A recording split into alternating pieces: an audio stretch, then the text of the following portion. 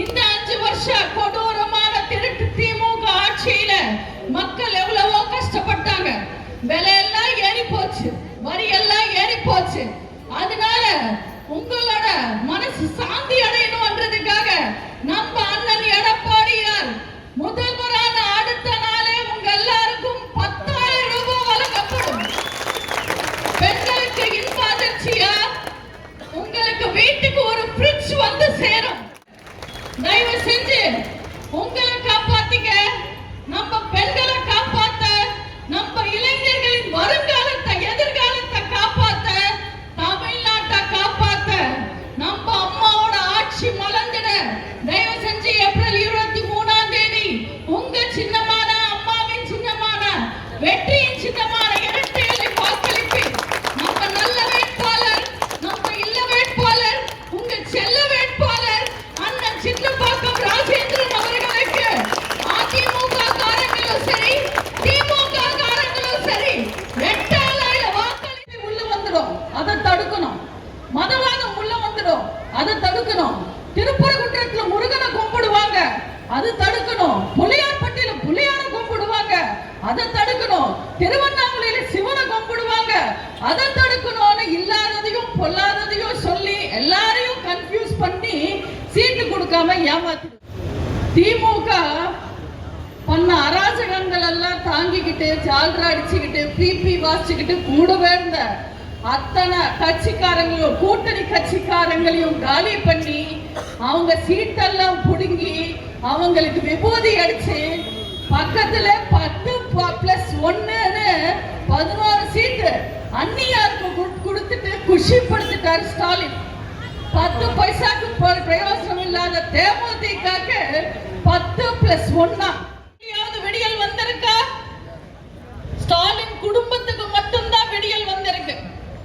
ஆனா இன்னைக்கு புதுசா ஒரு விளம்பரம் தராரு, தமிழ்நாடு தலை குனியாதுன்னு. ஸ்டாலின் ஏன் தலை குனிய மாட்டாருன்னு சொல்லுங்க. ஏன்னா சுருக்கு விழுந்துரும், அதனால அவரு தலை குனிய மாட்டார். எங்க திமுகவும் ஸ்டாலினும் தமிழனையும் தமிழ்நாட்டையும் இந்த 5 வருஷத்துல தலை நிமிர விட்டாங்க. இப்ப தலை குனியாதுன்னு வீரவசனம் பேசுறதுக்கு அண்ணா யூனிவர்சிட்டி 40 வருஷ வரலாறு இருக்கிற அண்ணா யூனிவர்சிட்டி ஒரு பெண்ணை கொடூரமா பலாத்காரம் செஞ்சிருக்காங்க. யார் அந்த சாரன் இதுவரைக்கும் கண்டுபிடிக்க முடியல. தப்பு செஞ்சவனுக்கு தண்டனை வாங்கி கொடுக்க முடியல. மேலும் 5 பொண்ணுங்க பாதிக்கப்பட்டிருக்காங்க. அதே யூனிவர்சிட்டியில தமிழ்நாடு தலை குனிஞ்சுக்கிட்டு தான் இருக்கு. பச்சை தமிழர் ஒரு விவசாயின் மகன், உங்களில் ஒருவர், 2 கோடி தொண்டர்களின் தலைவர், வருங்கால முதல்வர் அண்ணன் எடப்பாடியாருக்கு ஓட்டு போட்டு பாருங்க. தமிழன் தன்மானத்தோடு இருப்பான், தமிழக பெண்கள் மானத்தோடு இருப்பாங்க, வியாபாரிகள் வெகுமானத்தோடு இருப்பாங்க, தமிழகமே பகுமானத்தோடு இருக்கும். ஒரு திமுக காரன் கெடுக்கிறான். 2.5 வயசு குழந்தை, யோசிச்சு பார்க்க முடியுமா? அந்த குழந்தைக்கு பசிச்சா பசின்னு சொல்ல முடியாது, எந்த ஒரு உணர்ச்சியும் இருக்காது. அந்த குழந்தைய ஒரு திமுக காரன் கெடுக்கிறார். ஆனா திமுக வாயை திறக்க மாட்டேன். நாமக்கல்ல 7 வயசு குழந்தைய கெடுக்கிறாங்க. தூத்துக்குடியில 14 வயசு பொண்ணு ராத்திரி பூரா பலாத்காரம் பண்ணிருக்காங்க.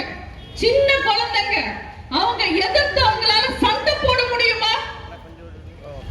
இது பெண்களுக்கு மட்டும் இல்ல, எல்லா பெண்களுக்கும் அண்ணனா சகோதரனா அப்பாவா நண்பனா இருக்கிற உங்க எல்லாருக்கும் வலிக்கணும்ல. நம்ம கையில ஒரு அதிகாரம் இருந்தா நீங்க எல்லாரும் எப்படி நடந்துப்பீங்க? நான் பெண்களுக்கு ஒரே ஒரு விஷயத்தை கேட்டுக்கிறேன்.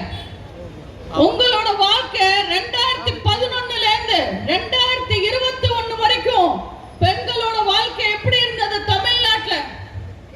யோசிச்சு பாருங்க. அம்மாவோட ஆட்சி காலத்துல ஒரு பெண்ணை எவனாவது தொட முடியுமா? ஒரு பெண்ணை தப்பான முறையில தொட்டா அவன் வட்டமோ மாவட்டமோ ஒன்றியமோ எம்எல்ஏவோ எம்பியோ எங்க அம்மா என்ன நடவடிக்கை எடுத்திருப்பாங்கன்றது தமிழ்நாட்டில் இருக்கிற அத்தனை பேருக்கும் தெரியும். தயவு செஞ்சு திமுகவை நம்பாதீங்க. உங்களை காப்பாத்திக்கிறதுக்காக வந்திருக்கிற ஒரு அற்புதமான வாய்ப்பு இது. இந்த வாய்ப்பை பயன்படுத்திக்கிட்டு தயவு செஞ்சு உங்களை மட்டும் இல்ல, தமிழ்நாட்டில் வாழ்ற ஒவ்வொரு பெண்ணையும் காப்பாத்துறதுக்காக அம்மாவின் சின்னமான ரெட்டை சின்னத்துக்கு ஓட்டு போடுங்க. அம்மாவோட ஆட்சி மறுபடியும் தமிழ்நாட்டில் வந்தா மட்டும்தான் தமிழக பெண்கள் சுதந்திரமா தமிழ்நாட்டில் நடமாட முடியும். பொதுவா ஸ்டாலின் எலெக்ஷன் வந்தா போதும் வகை வகையா விளம்பரம் தருவார், டிசைனா வாக்குறுதி தருவார். சொன்னது எதுவும் செய்ய மாட்டாரு, அது வேற. ஆனா நல்லா விளம்பரம் தருவார். போன முறை பாட்டெல்லாம் பாடினாரு, ஸ்டாலின் தான் வராரு, விடியல் தான் தருவாருன்னு. நானும் அவர் பின்னாடியே ஸ்டாலின் தான் வராரு, மக்கள் எல்லாம் உஷாருன்னு. ஆனா மக்களுக்கு அப்ப புரியல. 5 வருஷம் அவஸ்தைப்பட்டீங்க, இப்பயாவது பார்த்து உஷாரா இருப்பீங்கன்னு நம்புறேன். போன தேர்தல்ல ஸ்டாலின் முக்கியமா கொடுத்த விளம்பரம் விடியல் தருவோம்னு சொன்னார். விடியல் கொடுத்தையாவது விடியல் வந்திருக்கா? ஸ்டாலின் குடும்பத்துக்கு மட்டும்தான் விடியல் வந்திருக்கு. ஆனா இன்னைக்கு புதுசா ஒரு விளம்பரம் தராரு, தமிழ்நாடு தலை குனியாதுன்னு. ஸ்டாலின் ஏன் தலை குனிய மாட்டாருன்னு சொல்லுங்க. ஏன்னா விக்கு விழுந்துரும், அதனால அவரு தலை குனிய மாட்டார். எங்க திமுகவும் ஸ்டாலினும் தமிழனையும் தமிழ்நாட்டையும் இந்த 5 வருஷத்துல தலை நிமிர விட்டாங்க. இப்ப தலை குனியாதுன்னு வீரவசனம் பேசுறதுக்கு அண்ணா யூனிவர்சிட்டி 40 வருஷம் வரலாறு இருக்கிற அண்ணா யூனிவர்சிட்டி ஒரு பெண்ணை கொடூரமா பலாத்காரம் செஞ்சிருக்காங்க. யார் அந்த சாரணி இதுவரைக்கும் கண்டுபிடிக்க முடியல. தப்பு செஞ்சவனுக்கு தண்டனை வாங்கி கொடுக்க முடியல. மேலும் 5 பொண்ணுங்க பாதிக்கப்பட்டிருக்காங்க. அதே யூனிவர்சிட்டியில தமிழ்நாடு தலை குனிஞ்சுக்கிட்டு தான் இருக்கு. பசிக்கு சாப்பிட சோறு இல்லைன்னாலும் ஒரு சொம்பு தண்ணி குடிச்சுக்கிட்டு உயிர் வாழ்ற ஏழைங்க வாழ்ற கிராமம் வேங்கை வயல். அவங்க குடிக்கிற தண்ணியில அசிங்கத்தை கலந்தவங்க யாருன்னு கண்டுபிடிக்க முடியாம தமிழ்நாடு இன்னைக்கும் தலை குனிஞ்சுக்கிட்டு தான் இருக்கு. கள்ளச்சாராயம் குடிச்சு கள்ளக்குறிச்சியில 63 பேர் செத்தாங்க. மர்காணத்துல 17 பேர் செத்தாங்க. கள்ளச்சாராயத்தை தடுக்க துப்பில்ல, ஆனா கள்ளச்சாராயம் குடிச்சு செத்தவனுக்கு 10 லட்சம் கொடுத்தாங்க. ராணுவத்துல நாட்டுக்காக சண்டை போட்டு உயிர் விட்டவனுக்கு 3 லட்சம் தராங்க. இந்த கொடுமைகள் எல்லாம் பார்த்து தமிழ்நாடு தலை குனிஞ்சுக்கிட்டு தான் இருக்கு. திரும்புற பக்கம் எல்லாம் போராட்டம். டீச்சர்ஸ் போராடுறாங்க, டாக்டர்ஸ் போராடுறாங்க, நர்ஸ் போராடுறாங்க, அரசு ஊழியர்கள் போராடுறாங்க, டாஸ்மாக் ஊழியர்கள் போராடுறாங்க. இப்ப எல்லாம் கூகுள் மேப் ஓபன் பண்ணா டிராபிக் அப்டேட் வருதோ இல்லையோ, இந்த போராட்டங்களோட அப்டேட் வருது. அந்த அளவுக்கு கேவலமா நாடு இருக்கு. தமிழ்நாடு தலை குனிஞ்சுக்கிட்டு தான் இருக்கு. கரண்ட் விட கரண்ட் பில் பார்த்தா ஷாக் அடிக்குது. போன தேர்தல்ல ஸ்டாலின் என்ன சொன்னாரு? மாசம் மாசம் ரீடிங் எடுப்போம், நீங்க மாசம் மாசம் கரண்ட் பில் கட்டலாம்னு சொன்னாரு. ஆனா செஞ்சாங்க? அத செய்யல. ஆனா ஆட்சிக்கு வந்த 5 வருஷத்துல 4 முறை கரண்ட் பில் ஏத்துனாரு. கரண்ட் பில் ஏத்துறாங்க, நல்லா பணம் வாங்குறாங்க. ஆனா ஈபில 100 பேர் வேலை செய்ய வேண்டிய இடத்துல இன்னைக்கு 5 பேர் தான் வேலை செஞ்சுக்கிட்டு இருக்காங்க. இந்த அரசாங்கத்தை பார்த்து தமிழ்நாடு தலை குனிஞ்சுக்கிட்டு தான் இருக்கு.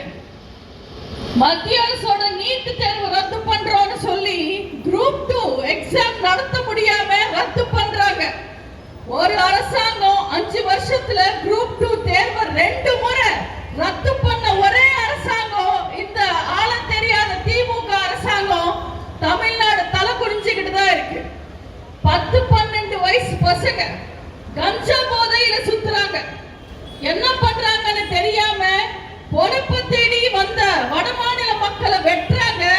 அத யூடியூப்லயும் பேஸ்புக்லயும் வாட்ஸ்அப்லயும் போடுறாங்க. இதை தடுக்கிறதுக்கு துப்பு இல்லாம பொம்மை ஆட்சி நடத்துற ஸ்டாலினை பார்த்து தமிழ்நாடு தலை குனிஞ்சுக்கிட்டு தான் இருக்கு. ஒரு திமுக எம்எல்ஏ கிட்னி விற்கிறான், ஒரு திமுக எம்எல்ஏ ரிப்போர்ட்டர் அடிக்கிறான், ஒரு திமுக எம்எல்ஏ பெண்களை பார்த்து ஆபாசமா பேசுறான். ஆனா எதையுமே கண்டுக்காம இருக்கிற ஸ்டாலினை பார்த்து தமிழ்நாடு இன்னும் தலை குனிஞ்சுக்கிட்டு தான் இருக்கு. 5 வருஷ திமுக ஆட்சியில அத்தனை அமைச்சர்கள் மேல ஊழல் கேஸ் வந்தாலும் யாரையும் தட்டி கேட்க முடியாம, துப்பு இல்லாம, தைரியம் இல்லாம ஆட்சி நடத்துற ஸ்டாலினை பார்த்து ஒட்டுமொத்த தமிழ்நாடு தலை குனிஞ்சுக்கிட்டு தான் இருக்கு. கோர்ட்டை காரி துப்பி ஜெயிலுக்கு அமிச்சாலும் அவனை கூட்டிட்டு வந்து அமைச்சராக்கி அழகு பார்த்த அசிங்கமான இந்த அரசாங்கத்தை பார்த்து தமிழ்நாடு தலை குனிஞ்சுக்கிட்டு தான் இருக்கு. தமிழனும் தமிழ்நாடும் தலை நிமிர்ந்து ஒரு செகண்ட் யோசிச்சா திமுக மொத்தமாவே காலி ஆயிடும். இனிமே திமுக ஒரு கட்சி தமிழ்நாட்டுல இருக்காது. சாதாரணமா அரசியல்ல ஒரு கூட்டணி அமைக்கிறாங்கன்னா அந்த கூட்டணி கூட்டணிக்காரங்க எல்லாம் சேர்ந்து ஆப்போசிட் கூட்டணிக்காரங்களை திட்டுவாங்க, அட்டாக் பண்ணுவாங்க, அவங்க கூட சண்டை போடுவாங்க.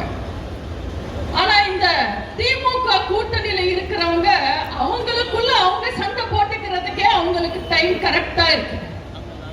நான் அண்ணன் திருமா கிட்டையும் காங்கிரஸ் கிட்டையும் ஒரே ஒரு வேண்டுகோள் வச்சுக்கிறேன். நான் 20 வருஷமா திமுகவை திட்டியே டியூன் ஆயிட்டேன். அதனால அந்த வேலையை எனக்கு விட்டுடுங்க. திமுகவை நீங்க திட்டாதீங்க, அந்த வேலை நான் பாத்துக்கிறேன். நீங்க போய் திமுகவை காலி பண்ற வேலையை பாத்துக்கங்க. நான் ஏதோ காமெடிக்கு சொல்றேன் நினைக்காதீங்க, இது உண்மை. உதாரணத்துக்கு பாண்டிச்சேரியில இருக்கிற திமுக கூட்டணியை பாருங்களேன். திமுகவும் திருமாவும் கூட்டணியா? ஆனா திருமா நிக்கிற தொகுதியில திமுக நிற்கும், திமுக நிக்கிற தொகுதியில திருமா நிற்பார். திருமாவும் காங்கிரஸும் கூட்டணியா? ஆனா காங்கிரஸ் நிக்கிற தொகுதியில திருமா நிற்பாரு, திருமா நிக்கிற தொகுதியில காங்கிரஸ் நிற்கும். திமுக காங்கிரஸ் திருமாவும் ஒரு கூட்டணியா? ஆனா திருமா நிக்கிற தொகுதியில காங்கிரஸ் திமுகவும் கூட்டணியா நிற்பாங்க. இதெல்லாம் பார்க்கும்போது விசு சார் படம் மாதிரியா ரொம்ப குழப்பமா இருந்தது. சரி, பாண்டிச்சேரியில தான் திமுக கூட்டணி திணறதுன்னு பார்த்தா தமிழ்நாட்டுல அதுக்கு மேல தடுமாறுது. திமுக பண்ண அராஜகங்கள் எல்லாம் தாங்கிக்கிட்டு ஜால்ரா அடிச்சுக்கிட்டு பிபி வாசிச்சுக்கிட்டு கூடவே இருந்த அத்தனை கட்சிக்காரங்களும் கூட்டணி கட்சிக்காரங்களையும் காலி பண்ணி அவங்க சீட்டெல்லாம் புடுங்கி அவங்களுக்கு விபூதி அடிச்சு பக்கத்துல 10+1 11 சீட்டு அந்நியாருக்கு கொடுத்துட்டு குஷிப்படுத்திட்டார் ஸ்டாலின். 10 பைசாக்கு பிரயோஜனம் இல்லாத தேமுதிகக்கு 10+1. கூட்டணி கட்சிக்காரங்க போய் சீட் எங்கன்னு கேட்டா சீட் இல்லைன்ற. பொதுவா ஸ்டாலின் எப்பவுமே அப்படிதான், மக்களுக்கு ஏதாவது நல்லது பண்ணுங்கன்னு எதிர்கட்சிக்காரங்க கேட்டா நிதி இல்லைன்னு சொல்லுவாரு. அதே கூட்டணி கட்சிக்காரங்க போய் தொகுதி கேட்டா சீட் இல்லைன்னு சொல்லுவாரு. அதுக்கு மேல அழுத்து கேட்டா பிஜேபி உள்ள வந்துடும், அதை தடுக்கணும். மதவாதம் உள்ள வந்துடும், அதை தடுக்கணும். திருப்பரங்குன்றத்துல முருகனை கும்பிடுவாங்க, அது தடுக்கணும். புலியார்பட்டியில புலியான கும்பிடுவாங்க, அதை தடுக்கணும். திருவண்ணாமலையில சிவனை கும்பிடுவாங்க, அதை தடுக்கணும்னு இல்லாததையும் பொல்லாததையும் சொல்லி எல்லாரையும் கன்ஃபியூஸ் பண்ணி சீட்டு கொடுக்காம ஏமாத்திடுவார். ஆனா என்ன மாதிரி ஒருத்தங்க இருப்பாங்கல்ல, சும்மா இல்லாம வாய வச்சுட்டு ஸ்டாலின் கிட்ட போய் கேட்டிருக்காங்க, 10 பைசாக்கு தேராத 0.5% ஓட்டு வச்சிருக்கிற இந்த தேமுதிகக்கு போய் ஏப்பா நீ 10 தொகுதி கொடுத்தேன்னு கேட்டா அவங்களும் மனவாடு, அவங்களும் தெலுங்கு, நானும் தெலுங்கு, அவங்களுக்கு கொடுக்கலன்னா எப்படி திராவிடத்தை வளர்க்கறதுன்னு கேட்டிருக்காரு. திருமாவும் கம்யூனிஸ்டும் பலியா இருக்கிறது திராவிடத்தை வளர்க்கறதுக்காக இல்ல, தெலுங்க வளர்க்கறதுக்காக. இந்த எலெக்ஷன்ல திமுக கூட்டணி பல இடங்கள்ல அதிமுக கூட்டணி கிட்ட தோக்கும், மிச்ச மீதி இடங்கள்ல எல்லாம் திமுக கூட்டணி கையிலேயே தோக்கும். திமுக கூட்டணி கட்சிகளை கூட தொகுதிக்கு ஒரு 10-15 பேரு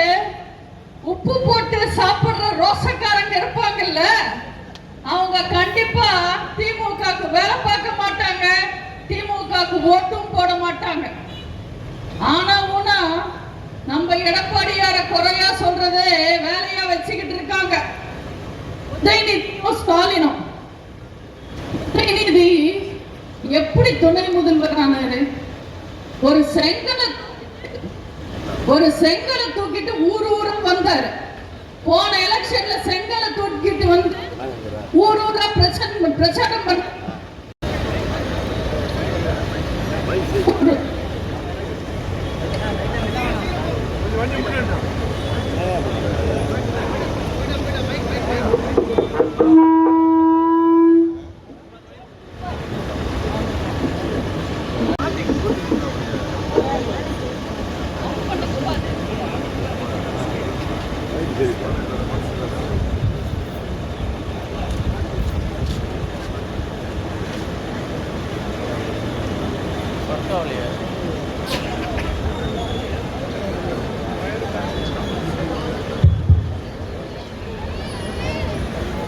போன தேர்தல்ல ஊரா வந்து பிரச்சாரம் பண்ணார் உதயநிதி. மக்களுக்கு என்ன செய்வோம்னு சொல்லல, ஒரு செங்கலை தூக்கிட்டு வந்து பூச்சாண்டி கட்டினார். அந்த எய்ம்ஸ் செங்கல் உதயநிதி தூக்கிட்டு வந்ததுனால தமிழ்நாட்டுக்கும் தமிழ்நாட்டு மக்களுக்கும் என்ன நல்லது நடந்திருக்கு? நீட்ட ஒழிக்கிற ரகசியம் எனக்கு தெரியும்னு சொல்லி ஊரா போய் சொன்னார். அதை நம்பி மக்கள் மாணவர்கள் ஏமாந்தாங்க.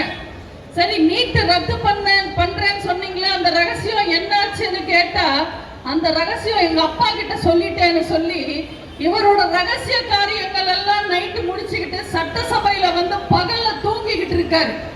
இவரெல்லாம் துணை முதல்வரா இருந்தா நாடு முன்னேறுமா? பேச தெரியாம ஏதோ பேசுறாரு. இவங்க நம்ம எடப்பாடியார குறை சொல்றாங்க. நம்ம எடப்பாடியார் கடந்து வந்த பாதை என்ன? நம்ம எடப்பாடியார் சிஎம் நாற்காலியில உட்காரும் போது அவர் சந்திச்ச விமர்சனங்கள் ரொம்ப ரொம்ப மோசமா இருந்தது. ஃபர்ஸ்ட் கேலி பேசினாங்க, கிண்டல் பண்ணாங்க, எதிர்த்து பேசினாங்க, அப்புறமா பயந்து பேசினாங்க, கடைசியில சரண்டர் ஆனாங்க. அம்மாவோட ஆட்சிய 4.5 வருஷம் அட்டகாசமா நடத்தி காட்டினவர் நம்ம அண்ணன் எடப்பாடியார் அவர்கள். தாத்தா வழியில வந்த பேரனோ மாறனோ இல்ல நம்ம எடப்பாடியார். அப்பா வழியில வந்த ஸ்டாலினோ உதயநிதி வரல நம்ம எடப்பாடியார். துண்டு சீட்டு பார்த்துட்டு கண்டபடி வளர்றவர் இல்ல நம்ம எடப்பாடியார். நீட்ட ஒழிக்கிறேன்னு சொல்லி ஒட்டுமொத்த மாணவர்கள் வாழ்க்கையை ஒழிச்சவர் இல்ல நம்ம எடப்பாடியார்.